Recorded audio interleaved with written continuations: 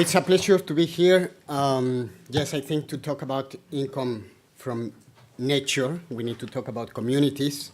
I think they are doing by themselves a very good job, and I think we need to learn a lot from them. And let me go directly to this picture, because this picture I took it in a community with the help of my friend David Castro, that it's in front of this huge group of fish.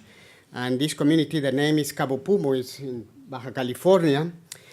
And after working there for almost 15 years, it took me 3 years to take that picture, to have the right conditions, because I want to capture this moment that basically explain these three things, or for me, I think explain these three things. How Cabo Pumo community is preserving the circle of life, how they have become stewards of nature, and when these two things happen at the same time, you can see great economic benefits or economic impacts. So let me start with what is happening with the fish. The fish, they are in the reproduction season. They do a very elaborated courtship behaviors. They gather in a huge numbers, huge, 4,000, 5,000 fish. They only have one objective, that is to mate. And you can see that they form this river of fish in the surface, and then some days before the full moon, all the fish go down, and then you can see the river flowing on the bottom of the sandy areas. And one day before the full moon, they start forming these big fish balls. It's probably 15 meters high, this ball, and then suddenly start gyrating, and you can see that some pairs of fish come out from the ball. The black one is the male, the silver one is the female, and just during the sunset of the full moon, you can see all the pairs forming again. Males are as the shadow of the females, and all together they spawn. So you can see that this is a circle of life.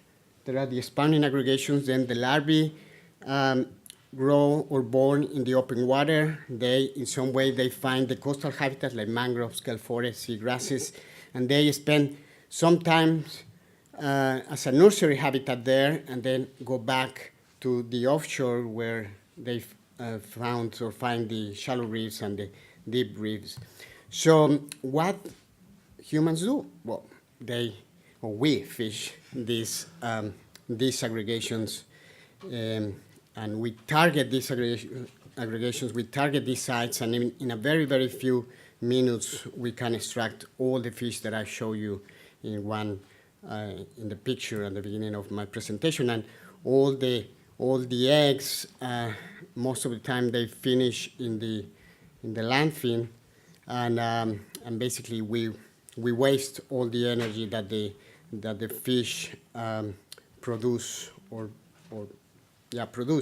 to have these new generations. And what we have been doing with the coastal habitats like mangroves, well, we are destroying them in the same way, even that they embrace and protect many of these juvenile fishes that basically are juveniles of commercial species that later we fish as an adult. So I don't want to bore you with scientific results, but we have the data, we have the evidence that show that when there is more mangroves, there are more fisheries landings, and also there is more money for the community. So we have this evidence, and not only for the coastal habitats, also for the spawning aggregation. So this is very important. So let me come back to the picture, and now let me tell you about David's story. Is the human side of this picture. He belongs to this family, the Castro family, and his dad and his uncles, they decided 20 years ago to close the area, to don't fish in that area. And again, I don't want to bother you with all this scientific data, but you can see here how we have measure the change in Cabo Pumo in these last 20 years. And basically, if I take you right now to dive in Cabo Pumo, what you will see are pictures like these, amazing groups of grounds, snappers, groupers that can reach 2.5 meters in length.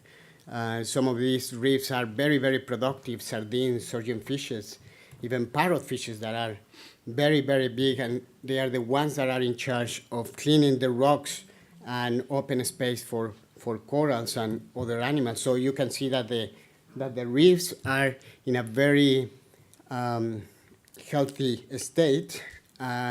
Groupers, carnivores like moray eels, they hunt together in a way that probably hasn't been described in such these numbers.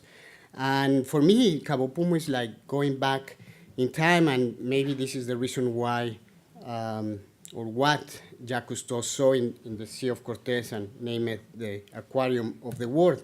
And now these guys are coming back. This is a bush shark that we know that born close or inside Cabo Pumo, but we have seen tiger sharks, white-tip reef sharks, silky sharks, like 11 species of sharks. Every year they are coming more and more often, and this is what we need, especially to maintain the productivity of the reef. So after all these sacrifices done by the community, now it's very famous everywhere. Everyone wants to come there and dive, but these guys are very, very smart. Why? Because they go out, they take sport fishermen, they go out and they fish tuna, wahoo, and they bring other people to dive inside the park, and they don't fish inside the park. So they can show them all the magnificent life that you can see inside the park. And now there are more and more people paying a lot of money to dive, for example, with sharks that, as you may know, they are overfished in many parts of the planet.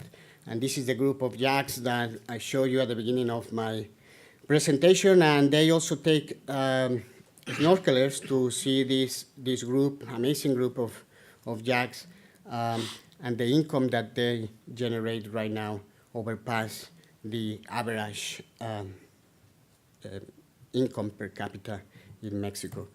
So let me finish with these ideas. I love the guys or the community from Cabo Pumo, but I think there are other communities in Mexico and also in other places, as we have seen during these days in this summit, that they are fighting to have better or healthier environments.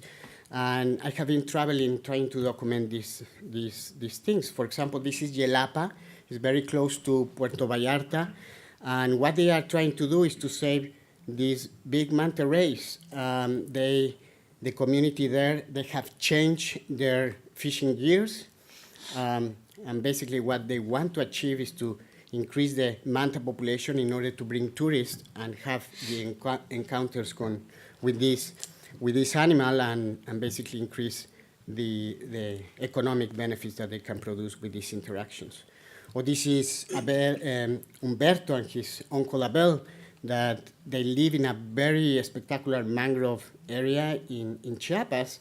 And what they have been doing is they go and find the nest of this species, the American crocodile, get the juvenile just when they hatch from the eggs, and they take care of them for 1 or 2 months and then release them back to the lagoon. So they have been doing this for 20 years, and now the population of one of the top predators of mangroves and coastal lagoons, they have come back, and in that way the lagoon is more productive, and now more and more birds you can see more and more birds in this lagoon, and this is generating more money for them.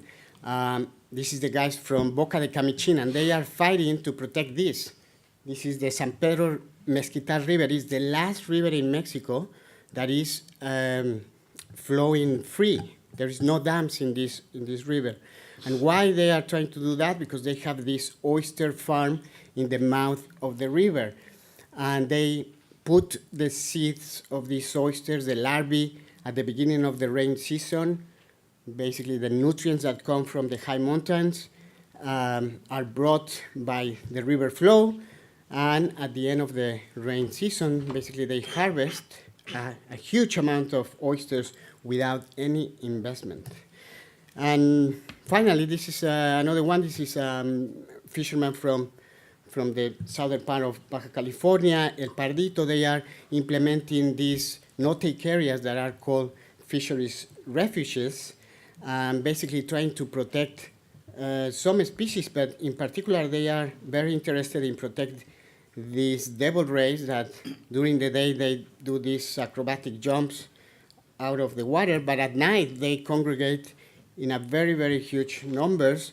So there are tourists that now are paying to have one of these trips, and rather to overfish these resources with their nets, basically they are protecting these species to generate incomes for their communities. So everywhere I go, I think there are more and more people that are trying to protect the environment, and they want more healthier ecosystems.